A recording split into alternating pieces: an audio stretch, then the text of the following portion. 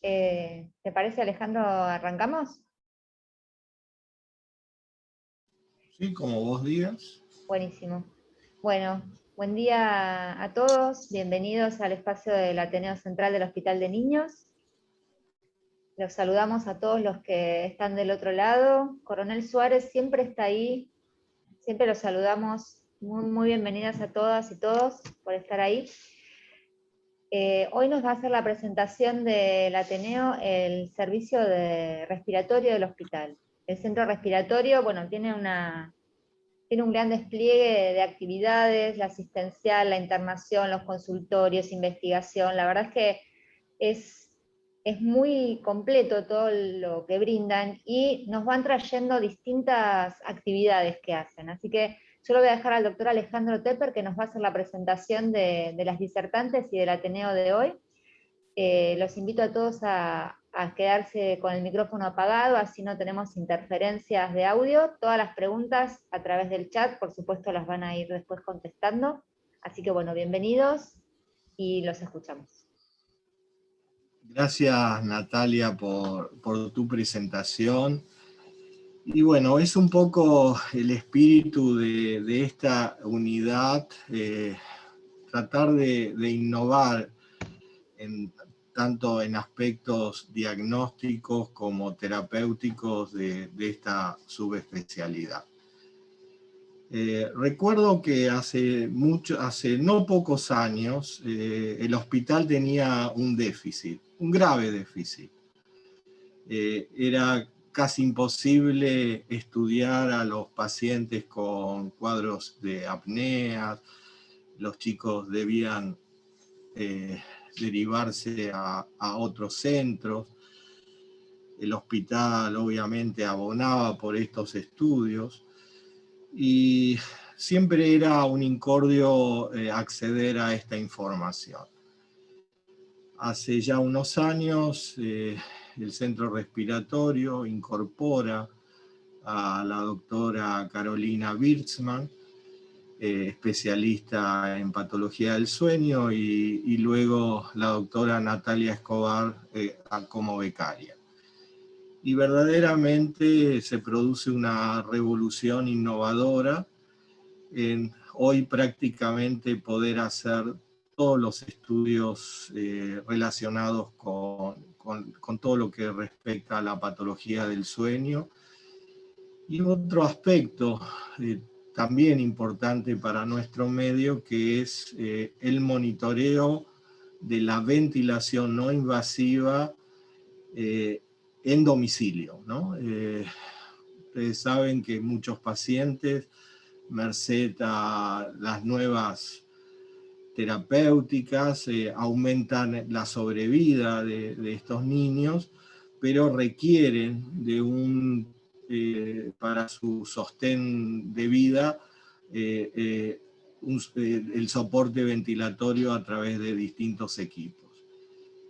Y la verdad que esto en tiempos normales traía algunos inconvenientes por el hecho de citar a estos niños al hospital, tener que hospitalizarlos para monitorear un poco su situación ventilatoria, etc. Y esto en tiempos de pandemia verdaderamente fue un problema. Pero bueno, la idea es, frente a los problemas, tratar de encontrar una solución. Y es hoy lo que vamos a presentar, distintos casos clínicos, de cómo podemos monitorear a través de manera remota la ventilación no invasiva de los niños, e inclusive algo que parece de ciencia ficción, podemos de manera remota ajustar, modificar los parámetros del ventilador. Y entonces, ya con esta breve introducción, le voy a dar la palabra a la doctora Wirtzman para que inicie su presentación.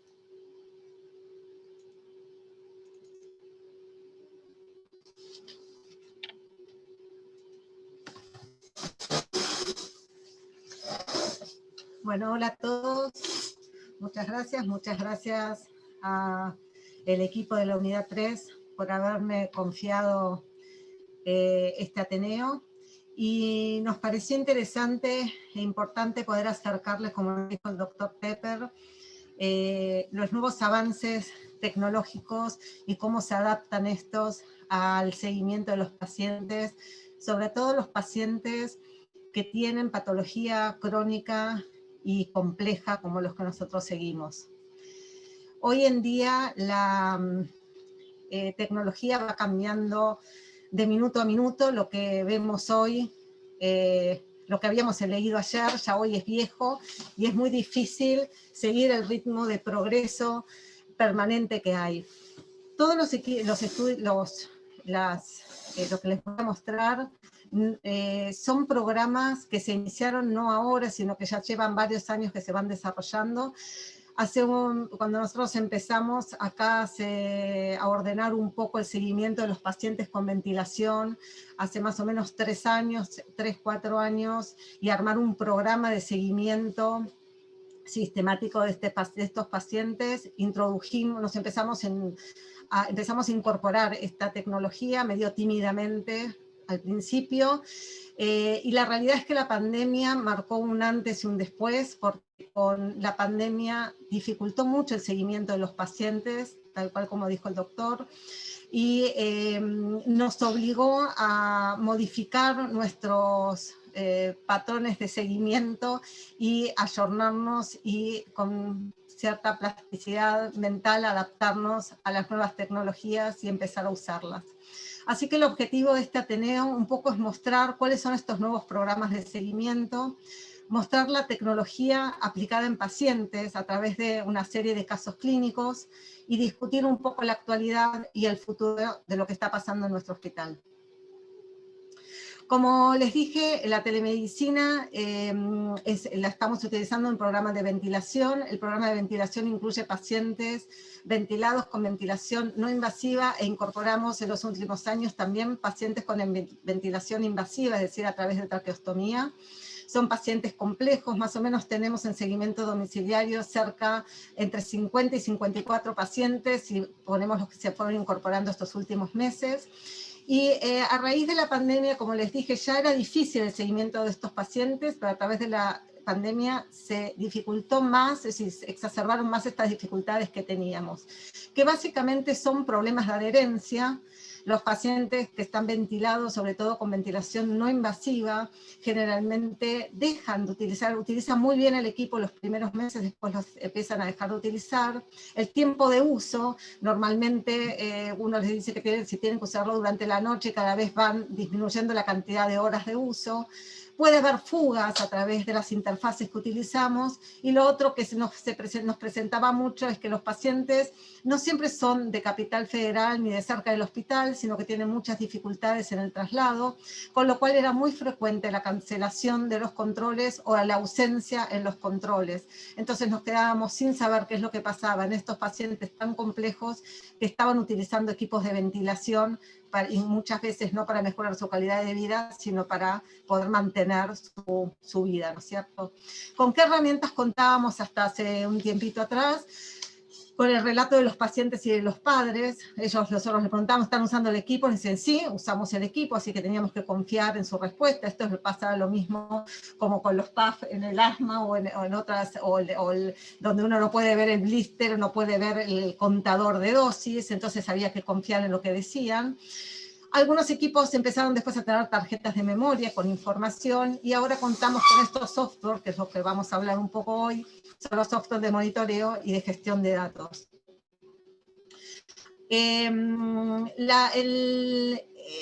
Hay distintas marcas, los equipos son de distintos proveedores, distintas marcas, y cada uno tiene un software diferente. Nosotros no utilizamos cualquier equipo, sea el equipo que tenga el paciente, nos adaptamos al equipo y a la tecnología que el equipo nos pueda brindar. Ni Natalia ni yo tenemos ningún conflicto de interés, eso me olvidé de decirlo al principio. Esto es como se ve, ¿qué es lo que hacen estos equipos? Estos equipos graban los datos de qué es lo que pasa cómo es el tratamiento del paciente, y estos datos los transmiten a través de Bluetooth o a través de banda de 2G o 3G a una nube, en la cual nosotros tenemos una dirección en esta nube, un acceso, y podemos ver qué es lo que pasa con los datos del tratamiento del paciente mientras lo está usando. Entonces, ¿qué es lo que vemos en la pantalla cuando nosotros entramos al software? Vemos, acá debería estar el nombre de los pacientes, que nosotros por una cuestión de seguridad del paciente lo borramos.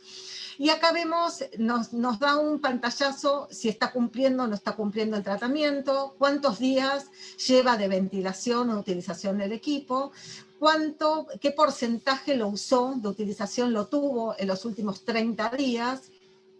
Fíjense que es muy heterogéneo, hay quienes lo utilizan el 50% del tiempo, otros el 70%, 80%, 97%, y otros que directamente no lo utilizan.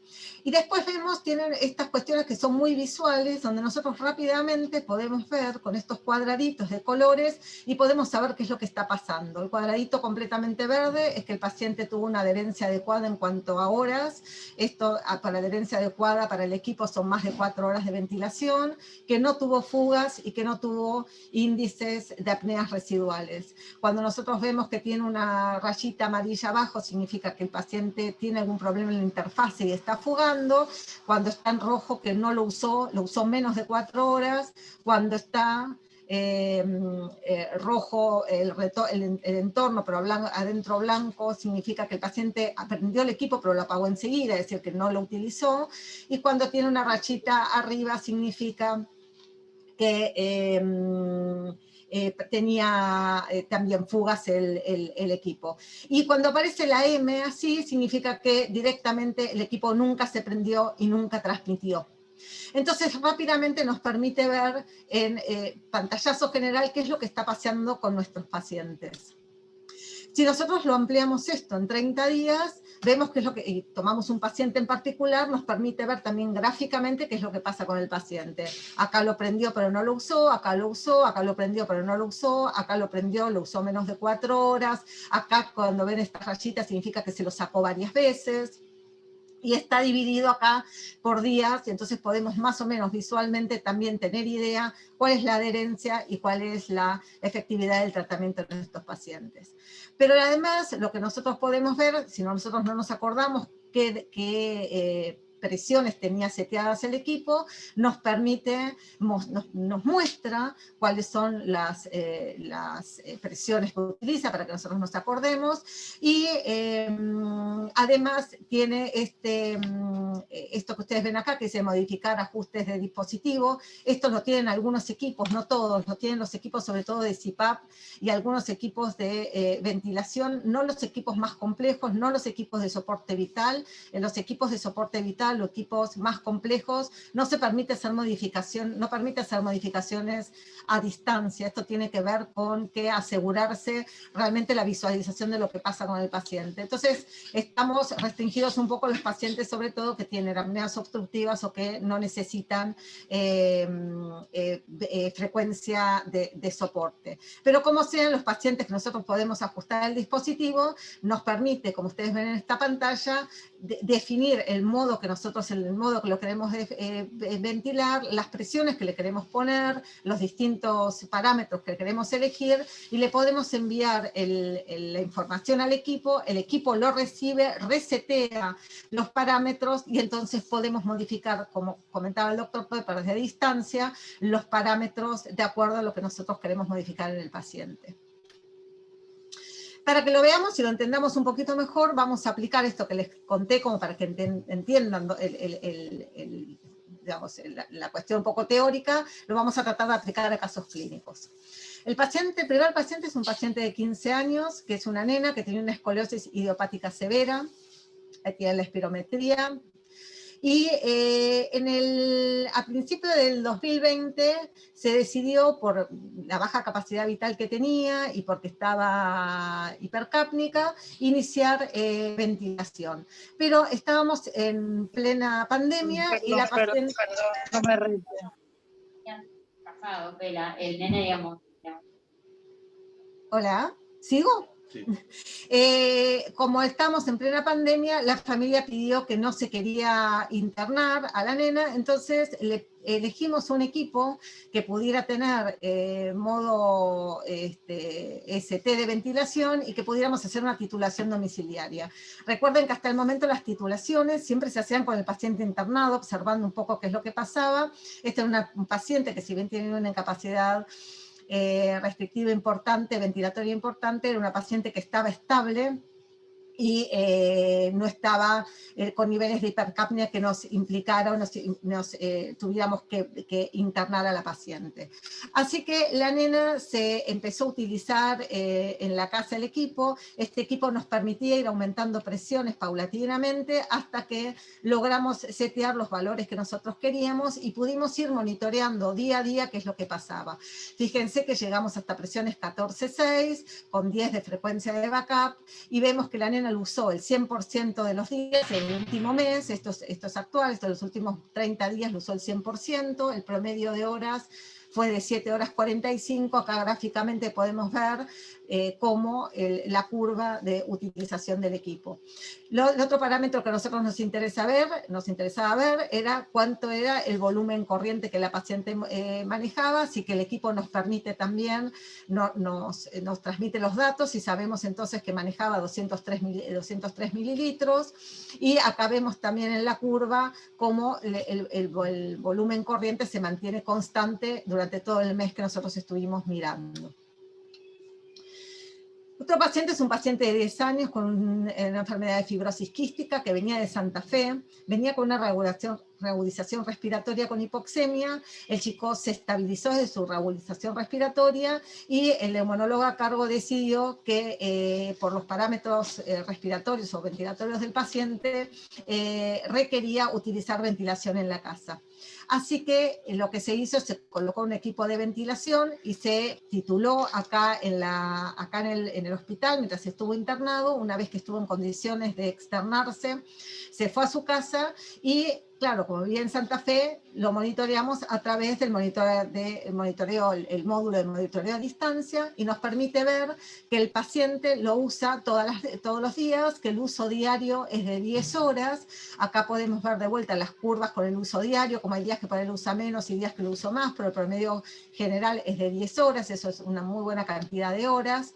Y este paciente, como les había comentado, que tiene una fibrosis quística, además tiene hipoxemia, entonces al equipo se le había colocado oxígeno y para nosotros era importante poder definir cómo estaban los niveles oximétricos del paciente durante la noche. Así que al equipo de ventilación del paciente se le agregó un módulo de oximetría que también envía a través del módulo de comunicación a distancia los datos. Así que nosotros podemos ver qué es lo que pasa con la oximetría nocturna del nene en Santa Fe. Entonces acá vemos que la saturación promedio durante las noches que nosotros miramos es de 96%, y vemos acá cómo podemos ver día a día qué es lo que pasó con la saturación. Yo acá le saqué un periodo de tiempo, pero si yo podría, si quiero, ver día a día qué es lo que pasó con la saturación promedio del paciente. Este otro paciente es un paciente de 12 años con un síndrome de SAUS o de Cruzón, que tenía un SAUS severo. Empezó a utilizar a los 9 años el CPAP después de que se le hizo una poligrafía diagnóstica en el 2018, donde tenía un índice de apneas e hipopneas obstructivas de 35. Esto significa que el paciente tenía un SAUS severo y además tenía una hipoxemia intermitente importante. El chico empezó a utilizar presiones de 12 centímetros de agua y siguió así todo el 2019, el 2020, y en febrero del 2021, con el chico ya adolescente, que estaba ya con 12 años, que había cambiado un poco toda su estructura facial, se decidió volver a hacer una poligrafía a ver en dónde estábamos parados. Y ahí vimos que el índice de apneas y hipopneas de 35 había bajado a 10, que la hipoxemia intermitente había desaparecido, es decir, seguía siendo un SAUS para nuestros valores severos, pero no tanto como antes, pero ya sin hipoxemia intermitente. Entonces se decidió que era un buen momento para bajar las presiones de CPAP. Entonces lo que se hizo en este paciente fue, cuando mirábamos qué era lo que pasaba con la cantidad de horas, el chico lo usaba adecuadamente todas las noches, y este chico tiene el mismo control a distancia desde que lo empecé a utilizar, así que sabemos que el seguimiento del el uso del paciente es más que adecuado. Se empezaron a bajar a distancia los valores, y se bajó de los 12 centímetros de agua a 10 centímetros de agua la presión, y teníamos que controlar qué era lo que pasaba con eso. Como el paciente, de vuelta en plena pandemia, tampoco quería venir al hospital, con esto nos permitió ver cuál es el índice de eventos residuales que le quedaba con la presión cuando nosotros se lo bajamos, y como ustedes se fijan acá, el índice residual con presión de 8, presión de 10 fue de 1.4, que es más que aceptable, con lo cual se dejó esa presión en el paciente. Es decir, el paciente no tuvo que venir al hospital para bajar las presiones, y nos permitió hacer un control de apneas residuales de esta manera. Y acá vemos en este nene cómo lo utiliza. Como yo les dije, este es un paciente que lo utiliza adecuadamente, lo utiliza prácticamente todos los días. Son muy pocos días los que se lo pone, pero que lo usa menos de 4 horas. Es decir, usarlo lo usa todos los días, algunos días menos de 4 horas. Esto tiene realmente una excelente aceptabilidad, sobre todo pensando que el chico lo utiliza desde hace ya más de 3 años el equipo, ¿no es cierto? Este es otro paciente, un paciente de 17 años con un síndrome de Rojad, que el motivo por lo cual se indicó ventilación es porque el paciente tenía un SAUS severo. Y el paciente dejó de atenderse acá en el largo. Cuando empezó la pandemia dejó de venir, y no quería venir ya más acá al hospital, pero continuó con su pediatra particular. Así que en un momento el pediatra nos llama y nos pregunta qué es lo que pasa con el uso del CPAP. Nosotros le explicamos que ya habíamos visto que el paciente era muy reacio a utilizarlo, a pesar de que él decía que lo utilizaba, y que nos habíamos puesto en contacto con él varias veces, pero que había decidido no seguirse más acá. Así que el pediatra me dice que no, que él fue al consultorio y que el chico le dijo que usa todos los días el CPAP y que le iba muy bien con el CPAP. Entonces, ¿qué es lo que vemos nosotros? Fíjense cuán bien lo usa. En realidad no lo usa ningún día. Todas estas rayitas son de los días que el paciente no usa el equipo. Solamente se lo puso acá en forma intermitente 3 días. Los 3 días que lo usó bien, pero después no lo usó nunca más. Es decir, que en realidad, si nosotros nos basamos en los datos que nos dan los pacientes o nos dan los padres, no siempre son confiables, ¿no es cierto? Y el equipo nos permite entonces ver realmente cuál es la adherencia del paciente al equipo. Este es otro caso, un paciente de 15 años con un síndrome de Klinefelter, que se inició ventilación porque tenía también un SAUS e hipoventilación severa. El paciente además tiene trastornos psiquiátricos, entonces la adaptación al equipo hubo que hacerla en forma muy lenta, internado. Pero una vez que se logró adaptar con presiones muy bajas, el paciente se fue a la casa. Y el otro desafío era aumentarle las presiones hasta llegar a un volumen tidal, un volumen corriente adecuado para el paciente y que mejorara la hipoventilación que tenía. El paciente era muy reacio a venir al hospital, así que se empezó a hacer, ya que el equipo de este paciente lo permitía, de vuelta, igual que la otra paciente, una titulación de presión remota. Entonces acá fíjense que el paciente cuando se fue de alta se fue con EPAP de 4 y PAP de 8 y se fue aumentando cada 4 días la presión, se aumentó a 5.10, después a 5.11, a 5.12 y ahora nos queda todavía llegar a 5.15 para tener una diferencial de 10 centímetros de agua, pero el paciente está adaptado y está, acá lo vemos, fíjense que al principio cuando tenía presiones muy bajas el uso estaba mucho más fraccionado y a medida que fuimos aumentando las presiones y el chico se fue sintiendo muchísimo mejor y mejoró la hipoventilación, fíjense que la utilización aumentó en horas y disminuyó en fraccionamiento, así que acá vemos los últimos días que el paciente usa la noche prácticamente todo el tiempo el equipo, incluso en alguna siesta también lo utiliza, y está muy bien. Bueno, este es otro paciente de 15 años que es de Chubut, es una nena con mielomeningocele. Esta nena tenía un equipo, primero, que no nos permitía bajar los datos, la nena era muy reacia a usar el equipo, así que la realidad es que no sabíamos nada de qué es lo que le pasaba a esta nena en su casa. Entonces se cambió el equipo por un equipo que tuviera este software que nos permitiera ver a distancia, y entonces vemos que el uso lo usa todos los días, el uso promedio está ahí en el borde, es de 3 horas con 44, uno asume que debería usarlo por lo menos 4 horas, pero bueno, pasó de ser muy intermitente el uso a usarlo todos los días. El volumen corriente que mueve es de 222 mililitros, que para esta paciente está muy bien. Y en cuanto a, como esta chica yo le conté que además de la hipoventilación tenía apneas obstructivas, nos interesaba ver si durante las horas de sueño, las horas que lo utilizaba, era adecuada las presiones para controlar sus apneas obstructivas, y vemos que el número residual de apneas obstructivas es de 0, es decir, que el síndrome de apneas obstructivas está controlado, su hipoventilación está controlada, y la paciente lo utiliza todos los días. Nos gustaría que lo usara un poquito más de horas, pero por lo pronto de no usarlo prácticamente a esto está muy bien. Ahora, no todos los pacientes le entregan equipos que nos permita tener un módulo de transmisión, y como yo les dije, hay algunos equipos de ventilación o que son viejos, o que la obra social o la prepaga no les da, o que lo consiguen por donaciones, y a veces cuando los módulos de transmisión son externos, son un extra que hay que pagar, y no todos los pacientes lo pueden tener.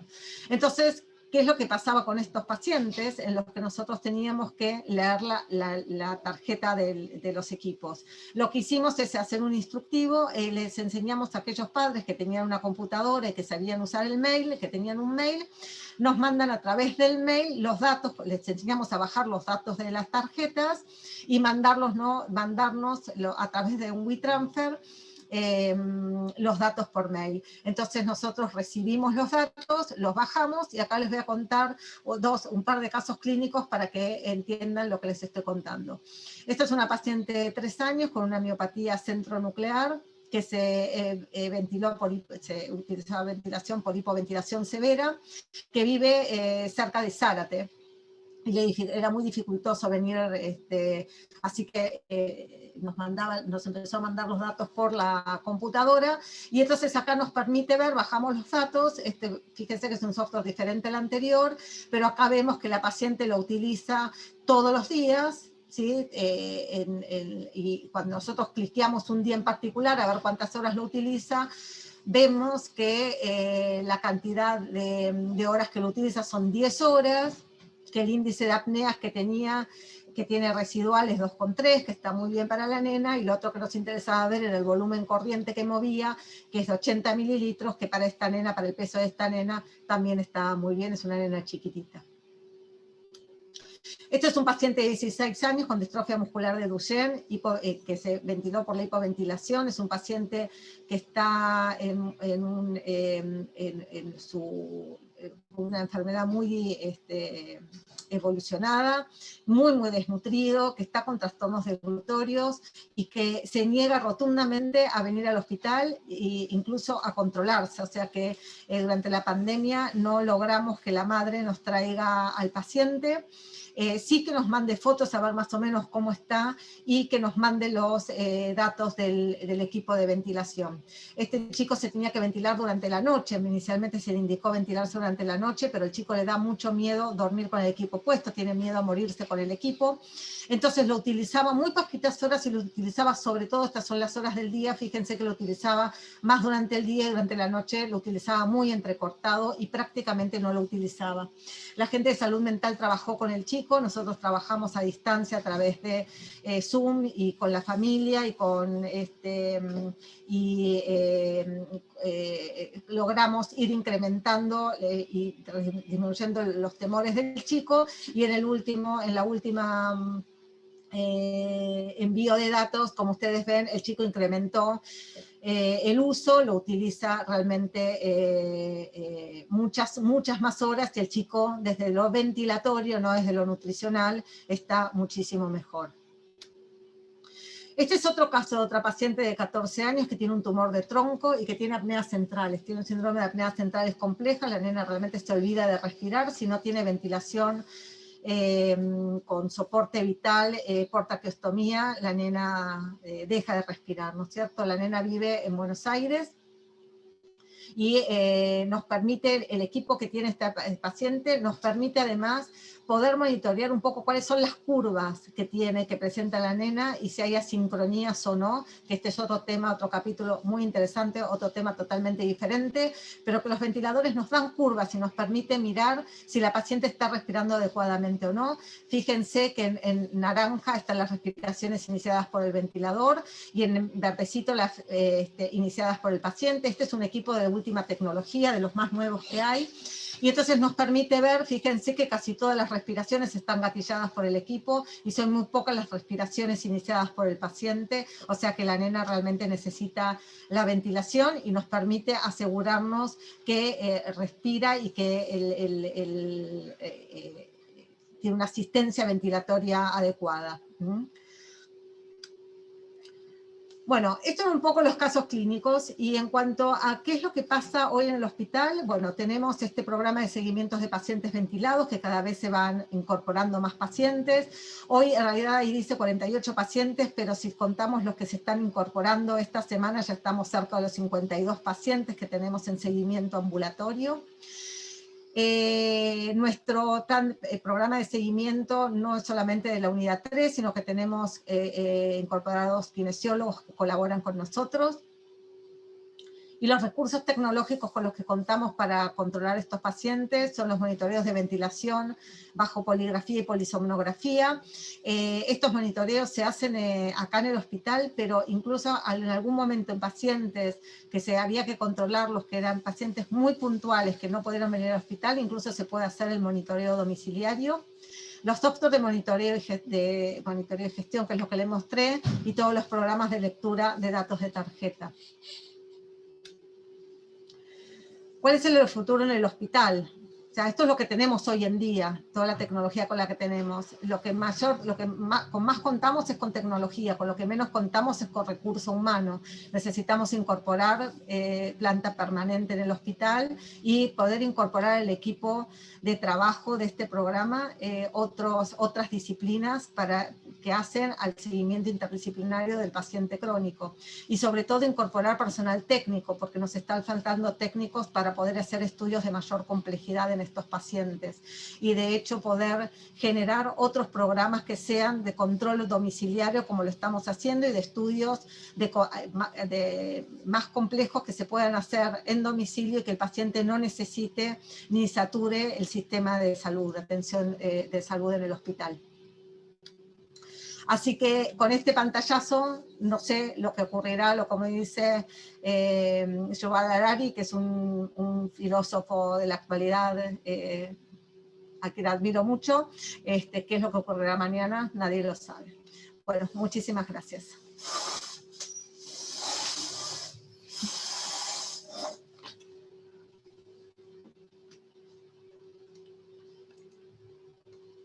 Bueno, espero que, la verdad que es un tema apasionante y que en verdad ha ayudado en estos tiempos de pandemia seguir controlando a los pacientes y no es solamente monitoreo, es asistirlos, porque donde uno observa que la ventilación no es la adecuada por vía remota, como bien explicó la doctora, uno puede ajustar los parámetros.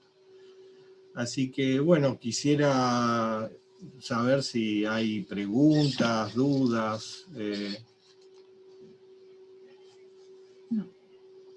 Bueno, sí, la verdad es súper interesante lo que están haciendo. Yo conozco el trabajo hospitalario de las salas de internación, claramente nos beneficiamos como institución muchísimo. Trasladar a los pacientes a hacer estudios era una cosa sumamente engorrosa y compleja, y la verdad es que, digamos, las dos vienen muchísimo a las salas, son súper presentes en el seguimiento de sus pacientes y es realmente espectacular tener este equipo de trabajo, así que muchas gracias. Bueno, acá hay una primera pregunta que es, ¿en qué nube se guardan los datos de los pacientes? Pregunta la doctora Cecilia. Les va a contestar Natalia Escobar, que es nuestra experta en... Perfecto. Porque yo les hablé de plasticidad mental, pero porque tengo a alguien más joven al lado. No, en realidad son nubes directamente de cada una de las empresas que tienen estos equipos. Entonces, uno tiene acceso y en esa nube se va guardando. No debería decirlo, pero uno es de ResMed o Philips, tienen cada uno su propia nube y ahí accedemos. No es que están unificadas, sino que cada uno de los proveedores del equipo tiene su propia Lo que software se y hace nube. es, el proveedor nos ofrece una nube, un pedazo de nube, digamos, donde guardar los estudios, se genera un contrato de confidencialidad y se genera una dirección o una casilla, digamos, a nombre del hospital, con una clave específica para el hospital, con acceso restringido para solamente el equipo de salud que estamos monitoreando a los pacientes. De esa manera se cuida la confidencialidad de los datos. Perfecto, esa era una de las cosas que les iba a preguntar, cómo se manejaba el tema de la confidencialidad. Hay otra pregunta de la doctora Bancalari que dice, ¿cómo se manejan con los pacientes que muestran baja adherencia, ¿no? Ustedes constatan la baja adherencia, ¿cuál es el siguiente paso, ¿no? ¿Cómo se manejan con estos pacientes? Bueno, nosotros a todos los pacientes les ofrecemos un mail, llamar por teléfono al hospital es imposible, es misión imposible, así que nosotros creamos un mail, que es polisomnoguti, ese que ustedes vieron en la presentación, polisomnoguti@gmail.com, y tenemos una muy buena comunicación a través del mail. En aquellos pacientes que no manejan la tecnología del mail y solamente tienen teléfono, todos los pacientes nos dejan sus datos con su teléfono, así que los llamamos por teléfono y los contactamos. Como tenemos una base de datos bastante minuciosa de los pacientes ventilados, tenemos bien en claro qué pacientes vienen a control y quiénes no, así que junto con el equipo de neumonólogos de la unidad, nos contactamos con el paciente y los invitamos a venir al seguimiento a averiguar qué es lo que pasa. La utilización del mail es una herramienta que la verdad que nos es muy útil. Los padres nos escriben todo el tiempo. Incluso los pacientes adolescentes los invitamos a que nos escriban directamente ellos, aquellos que tienen la capacidad de escribir, y directamente nos escriben ellos y nos contactan ellos y nos preguntan ellos las cosas que quieren saber. Otra pregunta que surge es si tienen algunos pacientes que estén en, digamos, en ARM, en domicilio, o son solamente con CPAP. No, nosotros tenemos, de todos los pacientes que tenemos algunos con patología obstructiva, que usan solamente CPAP, tenemos un porcentaje muy alto de pacientes que tienen, bueno, un porcentaje de pacientes que tienen ventilación no invasiva y un porcentaje de pacientes que tienen traqueostomía. Hoy en día la tendencia mundial es tratar de evitar la traqueostomía y utilizar la ventilación no invasiva en todos aquellos pacientes que el estado clínico del paciente lo permita. Pero nosotros tenemos un porcentaje alto de pacientes traqueostomizados y ventilados, que también en principio no se habían incorporado y ahora se incorporaron al programa, así que están todos en el mismo seguimiento. Estos pacientes, en general, ¿no? ¿Tienen algún tipo de cobertura social que les brinda los equipos? Los equipos... No, la cobertura ahora... Sí, sí. La cobertura, nosotros teníamos por ahí las estadísticas, no me acuerdo ahora de memoria exacto las estadísticas, si no te las diría tal cual, pero cerca de un 40% de los pacientes tienen algún tipo de cobertura. La mayoría de los pacientes son del conurbano bonaerense y de algunas provincias, pocos pacientes son de Capital Federal. 40% tiene cobertura, un 60% no, y aquellos que no lo tienen es un problema. Y el mayor problema es quién les da el equipo. Y ahí entran distintas herramientas. Muchas veces lo consiguen a través de las redes sociales, por donaciones. La cooperadora del hospital nos ha ayudado en algunos pacientes.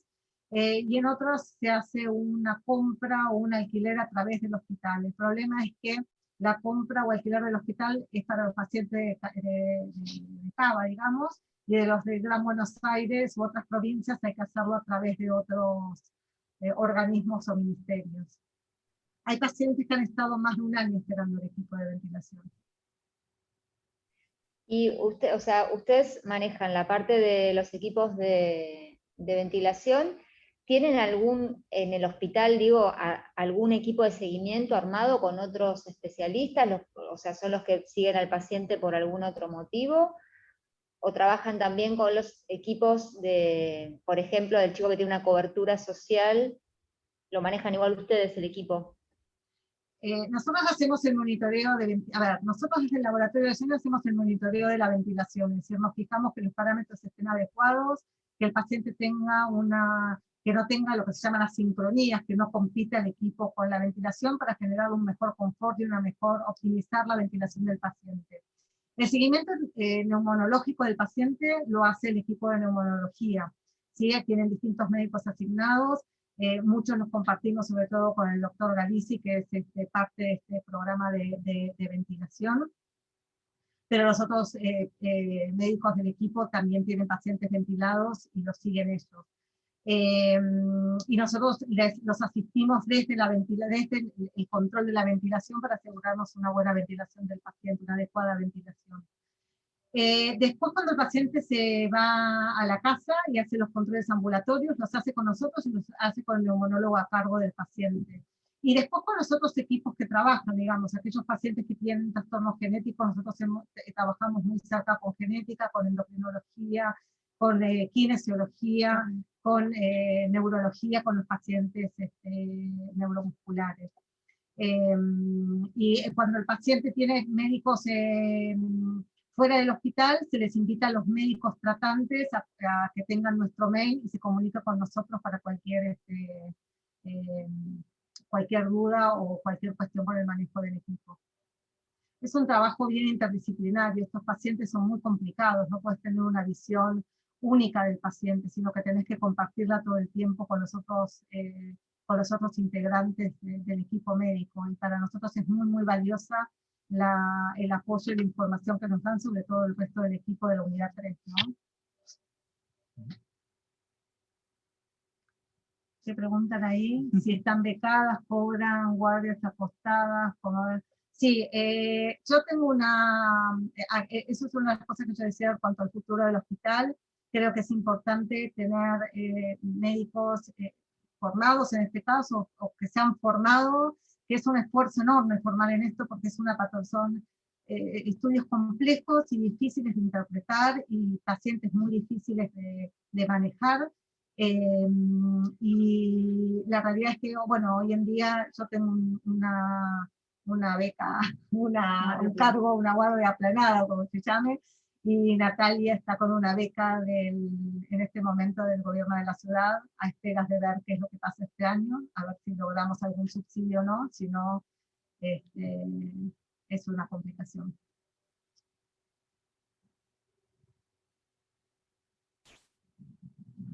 Bueno, la verdad que es súper interesante todo lo que nos mostraron, todo, nada, como decía el doctor Tepper al principio, cada vez vemos más pacientes, ya sea pacientes que se recuperan después de una terapia neonatal, prematuros extremos, con requerimientos respiratorios especiales, pacientes que sobreviven a las terapias intensivas, bueno, y cada vez más estamos familiarizados con equipos de ventilación, con lo cual me parece que es también algo que los pediatras nos va a tocar ver siempre, y como siempre, el manejo interdisciplinario, el equipo que sabe del tema, que sabe hacerlo, estas herramientas que nos cuentan, la verdad que yo no sabía que se podía hacer a distancia, con lo cual me parece increíble el trabajo que hacen. Una pregunta, ¿son necesarias las comprobaciones gasométricas? ¿Estos pacientes están estables y uno entiende que se van a la casa con un equipo porque están estables clínicamente, pero cada cuánto más o menos ustedes necesitan, o no hace falta tener algo gasométrico? Sí, nosotros a los pacientes de todas maneras los citamos depende del paciente, la patología, el tipo de ventilación que tiene, los internamos de todas maneras cada 6 meses, cada 3 meses, depende del paciente, a veces cada 1 año, y se le hace un monitoreo de CO2, sobre todo en los pacientes que tienen ventilación, porque el parámetro gasométrico que vos tenés para medir una ventilación adecuada no es la saturometría, sino que es la capnografía. Nosotros contamos con un equipo de CO2 transcutáneo, que es el método adecuado para medir la CO2 en los pacientes ventilados. Así que eso nos permite hacer monitoreo de ventilación, y esos pacientes lo que hacemos, los citamos y le hacemos monitoreos de ventilación bajo polisomnografía, donde miramos curvas y vemos que no aparezcan. Este es otro capítulo completamente diferente y súper interesante, donde aparecen curvas, las sincronías paciente-ventilador, y entonces modificamos parámetros, ya los parámetros muy finos, para poder tener una adecuada ventilación y unos adecuados parámetros ventilatorios. Lo que yo sí quería agregar, y sobre todo que hay muchos residentes de pediatría, es decir que todas estas herramientas son maravillosas. La tecnología va creciendo y se va desarrollando en forma vertiginosa, y realmente cosas que uno no se imaginaba que iban a ver, hoy en día hay, pero no hay que olvidarse que el paciente hay que verlo, y que el paciente es un todo, no es solamente un pulmón, ni un equipo de ventilación, ni un cuadradito en una pantalla de la computadora. Y para nosotros es muy importante ver el contexto general del paciente, y sobre todo el contexto clínico general, desde la visión del pediatra, ¿no es cierto? O sea, no deslumbrarse con la tecnología, sino acordarnos que la medicina es mirar al paciente también, ¿no? Totalmente de acuerdo. Y en No, disciplinas múltiples. yo quiero aprovechar para agradecer un poco a la dirección del hospital y a la cooperadora de nuestro hospital, que verdaderamente ha confiado en este equipo y nos ha comprado los distintos elementos que son en realidad de altísimo avance tecnológico. Yo no conozco, digamos, muchos hospitales que cuenten con la tecnología que actualmente disponemos. Así que, bueno, mi agradecimiento público.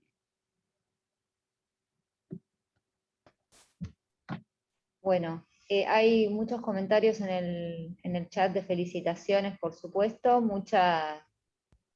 Me sumo a esto de que realmente me parece que, bueno, que el sistema de salud un poco tiene, ¿no?, estas asimetrías, esta deuda con un equipo tan bueno y tan excelente, y que le falta gente. A veces es compleja el conseguir los recursos humanos, como decía Carolina. Me parece que es una deuda que tiene el sistema de salud en muchos lugares. Y entonces, bueno, más todavía, la verdad es que las felicito porque ustedes mantienen un nivel y una calidad de trabajo que va mucho a pulmón, ¿no? Es esto de las ganas de trabajar y de venir, que también tienen que ser compensadas como corresponde, pero muchas gracias por seguir ahí. Bueno, no sé si hay más preguntas en el chat. No sé si el doctor Tepper o alguna de las doctoras quieren hacer un cierre. No, a ver, creo que el trabajo que están haciendo las doctoras Birchman y Escobar es excelente. Ha respondido a una deuda que tenía el hospital. Me acuerdo, en todas las reuniones siempre se presentaba que las dificultades para estudiar en este área a un paciente de nuestro hospital, lo cual desde el punto de vista tecnológico tenemos todos los adelantos. Falta ahora la consolidación del equipo médico con los nombramientos que les corresponden. Eso el Departamento de Medicina está trabajando, y entiendo que en corto plazo esto se concretará. Y nada, creo que el hospital siempre fue un hospital de avanzada y tiene que seguir siéndolo. La unidad del centro respiratorio es un poco parte de todo esto. Siempre tratamos de justamente innovar en las distintas áreas de esta especialidad, y creo, no creo, estoy seguro que es un centro de alto renombre, no solamente en nuestro país, sino en toda la región y a nivel internacional. Así que no tengo más que agradecer al hospital por brindarnos permanentemente todo esto, porque sin la ayuda de la dirección del hospital esto no lo hubiésemos podido lograr. Y gracias a todos por estar presentes en este Ateneo. Bueno, muchas gracias a todos por estar, como dijo el doctor Tepper. Las 2 semanas próximas tenemos el receso de invierno, así que no nos vamos a ver, y nos encontramos nuevamente la primera semana de agosto. Así que bueno, muchas gracias a todos por estar del otro lado, manteniendo este espacio. Muchas gracias, doctor Tepper, Carolina, Natalia, muchísimas gracias por el Ateneo, que fue excelente. Aprendí un montón y me parece que esto de estar a la vanguardia le hace bien a los pacientes que vivían internados por un equipo, de repente que se puedan ir a la casa con un control así de esta calidad es maravilloso. Así que bueno, muchas gracias a todos y nos vemos nuevamente en agosto. ¿Vamos?